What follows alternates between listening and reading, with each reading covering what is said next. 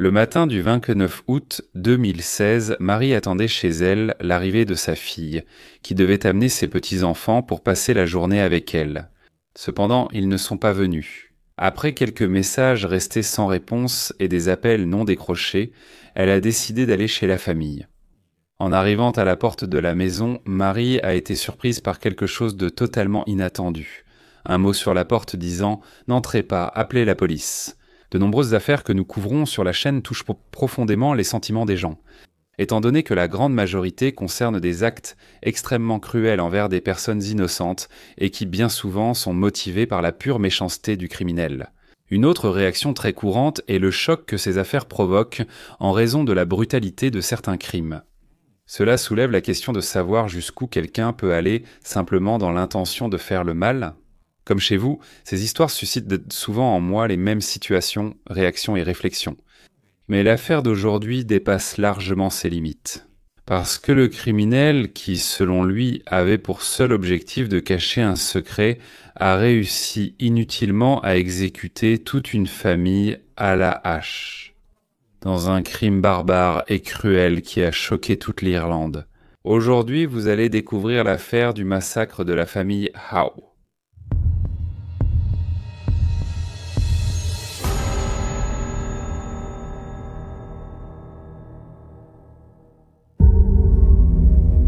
En 2016, ici en Irlande, un massacre a choqué tout le pays. 5 membres d'une famille ont été retrouvés morts chez eux. Et la motivation donnée par le criminel était qu'il essayait de cacher un secret. Mais étant donné la brutalité avec laquelle ce crime a été commis, ce secret serait-il si terrible que ça ? Ou alors, en réalité, il a toujours eu un désir obscur de tuer et il a trouvé dans cette famille innocente l'occasion d'agir comme il est vraiment. Tout commence dans le comté de Cavan, dans la région nord de l'Irlande, un endroit principalement rural, connu pour ses nombreux lacs. C'est aussi là que se trouve la source de la rivière Shannon, le plus long fleuve d'Irlande, avec environ 360 km de longueur. Dans ce comté, dans un petit village appelé Mount Nugent, est née Clodagh Cole, le 16 avril 1977, fille de Mary Cole. Elle avait une sœur cadette, appelée Jacqueline, ainsi qu'un frère cadet. En grandissant dans cette région rurale d'Irlande dans les années 80, il n'y avait pas grand-chose à faire pour les enfants, ce qui obligeait les deux sœurs à faire preuve de créativité pour inventer des jeux et des activités afin d'occuper leur temps libre. Cela les a amenées à créer un lien très fort, qui s'est maintenu tout au long de leur vie. Cette force dans leur union s'est encore renforcée après 2 moments très tristes que toute la famille a traversés. Peu de temps après la naissance de leur petit frère, leur père s'est donné la mort. Et, des années plus tard, lorsque les 3 étaient déjà adultes, ce petit frère a fait la même chose. Enfant, Clodagh était une fille calme et timide, mais très gentille. En grandissant, elle a gagné en confiance et est devenue plus sociable. C'était la plus sérieuse des deux, elle se disputait toujours avec sa sœur quand elle la voyait faire des bêtises, mais elle la soutenait aussi beaucoup dans les moments difficiles.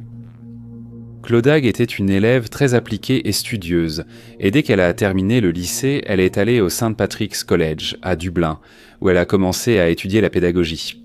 Maintenant, en tant que jeune adulte, elle se sentait beaucoup plus confiante et sûre d'elle pour s'ouvrir, d'autant plus qu'elle vivait dans la capitale de l'Irlande.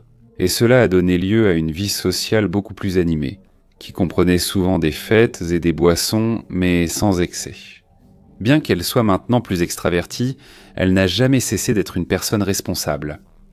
C'est pendant cette période à Dublin qu'elle a rencontré Alan Howe. Né dans le village de Wingap, dans le comté de Kilkenny, Alan était d'1 an l'aîné de Clodagh. Mais bien qu'il étudie aussi dans la même université, ils se sont rencontrés par hasard, lors d'une des soirées où ils étaient sortis avec des amis.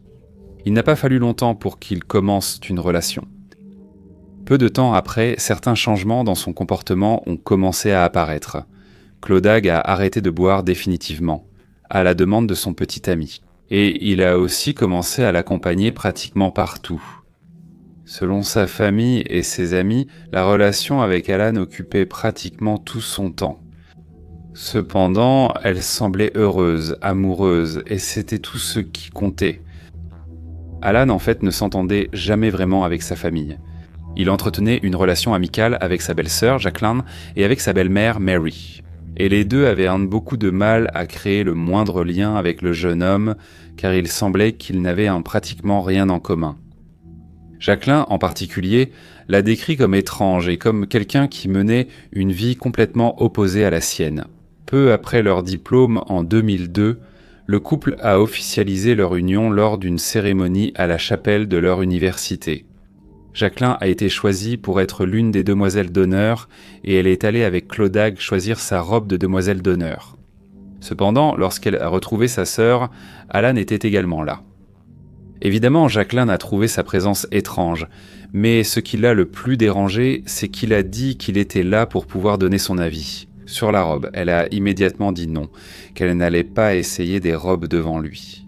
Mais comme il a dit qu'il voulait s'assurer que les photos du mariage sonnent parfaites, il a insisté pour rester. Oui. Elle a donc décidé de partir, disant à sa sœur que, lorsqu'elle serait prête à l'accompagner seule, elle pourrait aller au magasin. Ce qui s'est produit quelques jours plus tard. Déjà pendant la cérémonie en Scientologie, il est d'usage que le père ou la mère de la mariée l'accompagne jusqu'à l'autel. Cependant, c'est le marié lui-même qui l'a accompagné et non la mère. Cela a un peu bouleversé Marie, car ce moment aurait dû être spécial pour elles deux. Le moment qui célèbre religieusement la remise de la fille au marié. Mais malheureusement, Marie a été mise de côté. Mais en voyant le bonheur de sa fille, elle a décidé de passer outre. Avant de continuer, j'imagine que beaucoup d'entre vous peuvent se poser la question. Elle subit clairement une relation abusive et contrôlante, alors pourquoi personne ne l'a remarqué? Il faut replacer cette histoire dans le contexte de l'époque où elle a eu lieu. Au début des années 2000, nous avions bien moins de connaissances et d'éducation sur les relations toxiques qu'aujourd'hui. Ces signes qui, aujourd'hui, nous paraissent évidents, passaient souvent inaperçus à l'époque, et des milliers de personnes, la plupart des femmes, souffraient en silence. Si aujourd'hui, même avec toutes les informations à notre disposition, il existe encore de nombreux cas de violences domestiques non signalés, imaginez à cette époque. 1 an après leur mariage, en 2003, le couple a eu leur premier enfant, Liam. Un garçon qui, tout comme sa mère, était très timide quand il était petit, mais qui, en grandissant, s'est ouvert et a gagné en confiance jusqu'à ce qu'à l'école primaire, il soit déjà devenu un garçon avec de nombreux amis à l'école. Ses principaux passe-temps étaient de jouer au basket et de jouer du piano. 2 ans plus tard, en 2005, est né le deuxième enfant du couple, Neil. Il était encore plus calme et timide que son frère aîné, mais il avait une imagination très développée et adorait plonger dans son propre monde, construisant des histoires d'enfance avec des Legos. Il aimait aussi regarder des émissions de cuisine, en particulier The Great British Bake Off, qui d'ailleurs l'inspirait à réaliser de nombreuses recettes à la maison. En 2008, le couple a accueilli leur 3e et dernier enfant, Ryan, surnommé Ryan le Rebelle par sa famille. Parce qu'il faisait le plus de bêtises parmi les enfants. Et il ne tenait jamais en place, il souriait toujours, voulait jouer avec tout le monde, courait, nager, un garçon complètement plein de vie. En plus de la famille, Clodagh et Alan partageaient aussi des carrières dans le même domaine, l'éducation. Elle était enseignante dans une école, tandis qu'il était directeur adjoint pédagogique. De son côté, Alan a commencé à fréquenter régulièrement l'église et à s'impliquer dans de nombreux événements communautaires. À ses yeux, il s'était déjà imposé comme l'un des piliers de la communauté locale, autant grâce à son poste de directeur adjoint que par ses nombreuses participations aux actions menées pour la communauté. De manière générale, la famille était toujours unie. Alan accompagnait sa femme et ses enfants dans tout ce qu'ils faisaient. D'un côté, c'était bien pour Clodagh et les garçons d'avoir un père et un mari toujours présents, mais d'un autre côté, les gens avaient rarement l'occasion de parler ou de passer du temps avec eux sans sa présence. Cependant, cette image de famille parfaite a fini par être ternie par Alan lui-même. Lorsque, au second semestre 2016, il a ôté la vie à son épouse et à ses 3 enfants, et ensuite la sienne. en accomplissant ces actes cruels dans le but de cacher un secret.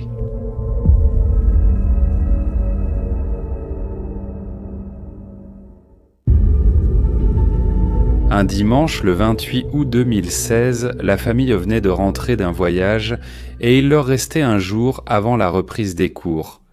En fin d'après-midi, tout le monde est allé chez Mary pour lui rendre visite. Alan, maintenant âgé de 40 ans, Clodagh, âgé de 39 ans, et sa mère étaient assis à la table à manger, buvant du thé et mangeant des biscuits.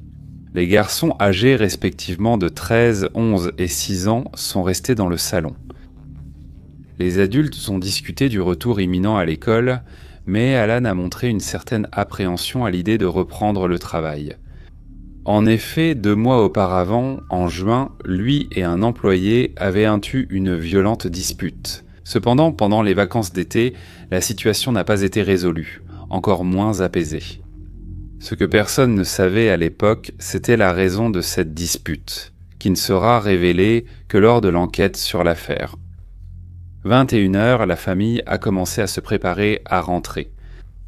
Malgré la reprise des cours, Niall et Ryan, les 2 plus jeunes, n'auraient dit pas cours le lendemain. Alors, comme d'habitude, il a été convenu qu'ils passeraient la journée chez leur grand-mère. L'heure de 8h30 du matin a été fixée pour que Marie reçoive ses petits-enfants. Ainsi, tout le monde est parti. Le matin du 29, Marie attendait sa fille et ses petits-enfants, mais ils ne sont pas venus. Le temps passait et il n'y avait toujours aucune nouvelle. Des tentatives d'envoi de messages et d'appels sur le téléphone fixe et le portable ont été faites, mais il n'y avait aucun signe de vie de qui que ce soit. C'est alors qu'elle a décidé d'aller jusqu'à la résidence pour découvrir ce qui s'était passé. Lorsqu'elle est arrivée là-bas, elle a remarqué que les 2 voitures de la famille étaient encore garées devant la maison et que tous les rideaux et stores étaient fermés. Elle a pensé qu'ils avaient peut-être dormi plus tard, mais il n'était pas logique que tous les 2 manquent le premier jour de travail sans qu'il se soit passé quelque chose. Quand Marie s'est approchée de la porte, elle a vu quelque chose qui l'a complètement prise au dépourvu.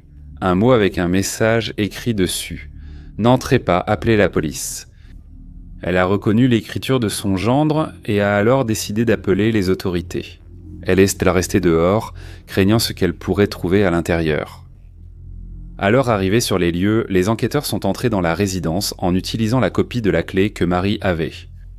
Ils ont traversé la maison jusqu'au salon où ils ont trouvé Clodagh, sans vie, sur le canapé, avec de graves blessures à la tête. Près du corps se trouvaient encore un couteau et une hache, tous 2 ensanglantés. Dans le couloir à côté du salon, le corps d'Alan a été retrouvé pendu. En montant, les autorités sont confrontées à des scènes horribles. Dans une chambre, Liam et Niall étaient allongés, la gorge tranchée, et dans l'autre se trouvait Ryan, le benjamin de la famille, mutilé avec un couteau planté dans son oreiller. Niall était le seul à présenter des blessures de défense, signe qu'il a tenté de se défendre. Dans la cuisine, une enveloppe tachée de sang a été trouvée, contenant une lettre écrite par Alan. Le détail, c'est que ce n'était pas seulement une lettre d'adieu, mais une description détaillée de tout ce qui s'était passé à l'intérieur. Dans la nuit du 28, sa femme était au salon, buvant du thé et utilisant son téléphone. Il l'a poignardée dans le dos, puis, utilisant une hache, il a continué avec un coup sur la tête. Ensuite, il est monté à l'étage et a exécuté ses 3 enfants, du plus âgé au plus jeune. Ensuite, Bill est descendu et a écrit la lettre. Enfin, il s'est foutu en l'air dans le couloir. En plus de l'aveu du crime, Alan révèle dans cette lettre qu'il a passé toutes les vacances d'été avec l'idée du suicide. Mais il pensait que sa famille ne pourrait pas vivre avec la honte de ses secrets, quand ils seraient exposés et que leur mort serait alors un acte de miséricorde. La lettre faisait aussi appel à ce qu'il ne soit pas enterré à côté de sa femme et de ses enfants. Il a souhaité que son corps soit incinéré et ses cendres jetées à la mer. Bien que vague, sans préciser quel était ce secret, il était possible de comprendre que cela avait un lien avec la dispute avec l'employé de l'école, qui avait découvert de la pire façon possible ce sombre secret. Ce secret, sans aucun doute, détruirait complètement son image d'homme de famille, attentionné, pilier d'une communauté et directeur d'une institution éducative. La dépendance à la consommation de contenu pour adultes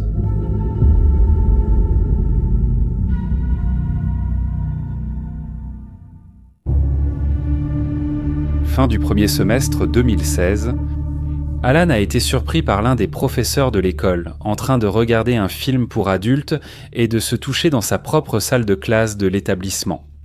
Les deux se sont violemment disputés et ce professeur, trouvant absurde ce qu'il venait de voir, aurait exigé qu'Alan démissionne de son poste et quitte l'école. Sinon, il allait faire un signalement auprès des autres membres de la direction. Apparemment, Alan est resté obsédé par cette situation pendant toutes les vacances d'été et ne sachant pas quoi faire. Un jour avant la reprise des cours, il a fini par exterminer toute sa famille. Mais si c'est vraiment le cas, une question demeure.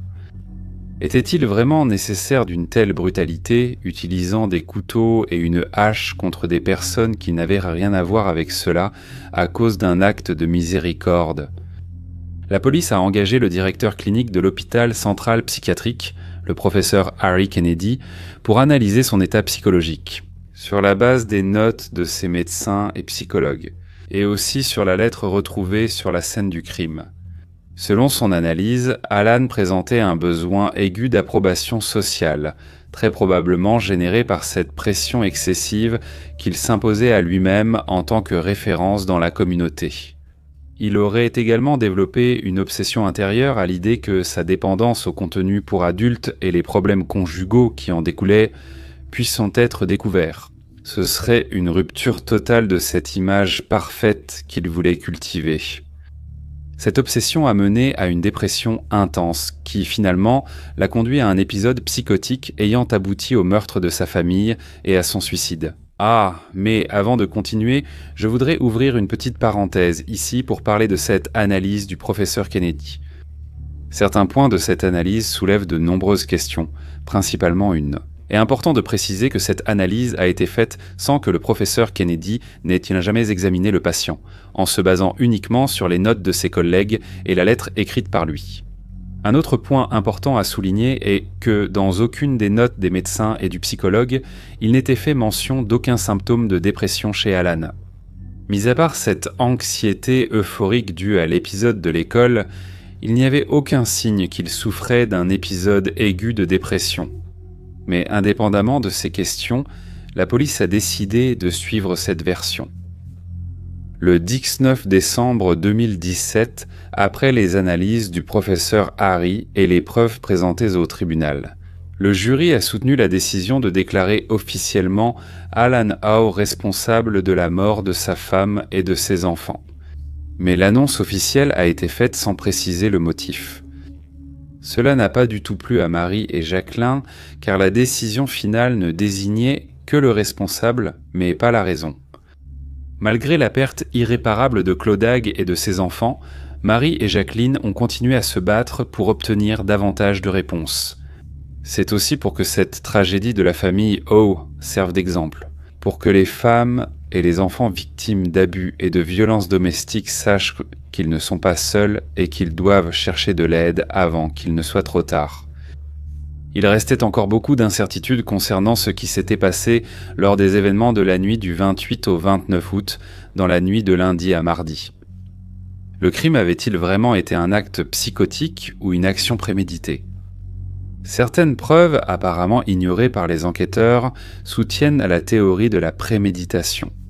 Comme certains meubles qui étaient plantés et placés différemment dans la maison, comme le canapé par exemple, de sorte que la personne assise dessus tournait le dos au couloir. Ce qui a fait que l'attaque d'Alan contre sa femme était inattendue pour elle. Le fait aussi qu'il y avait un ordre de tuer d'abord les plus âgés, qui étaient un de ceux qui auraient pu offrir une plus grande résistance. Et enfin, un témoin a affirmé avoir vu quelqu'un ressemblant à Alan près de l'école où il travaillait tôt le matin du 29, possiblement pour effacer l'historique de son ordinateur portable. Cependant, à l'époque, la police a déclaré que le témoin avait simplement confondu Alan avec quelqu'un d'autre et qu'il pensait que si Alan avait voulu effacer l'historique de l'ordinateur, il aurait pu le faire juste après l'incident, et pas seulement après les vacances d'été et quelques minutes avant la reprise des cours. La police et le tribunal respectaient-ils le souhait du meurtrier de ne pas révéler ce sombre secret ? Le doute est resté dans l'air. En 2019, une nouvelle enquête, dirigée par une autre équipe, a été lancée et a révélé des informations importantes qui n'avaient pas été prises en compte par l'équipe d'origine. Parmi celles-ci, il y a des entretiens qui ont été menés par des agents ayant peu d'expérience et de formation, ce qui a pu compromettre des informations. Clé de l'affaire est la découverte d'un téléphone portable qui aurait appartenu à Alan et qui montrait un long historique de contenu pour adultes, y compris avec des mineurs. Cette nouvelle enquête a été détaillée dans le livre Deadly Silence, écrit par Jacqueline elle-même et publié le 8 mai 2025 en 2024. 8 ans après le massacre, Marie a demandé la démolition de la maison familiale, soutenue par les habitants du quartier, étant donné que l'événement avait été très traumatisant pour toute la communauté et que la maison était devenue porteuse d'une énergie très négative. La démolition a eu lieu le 10 mars 2025 et bientôt un jardin à la mémoire de la famille sera construit à cet endroit.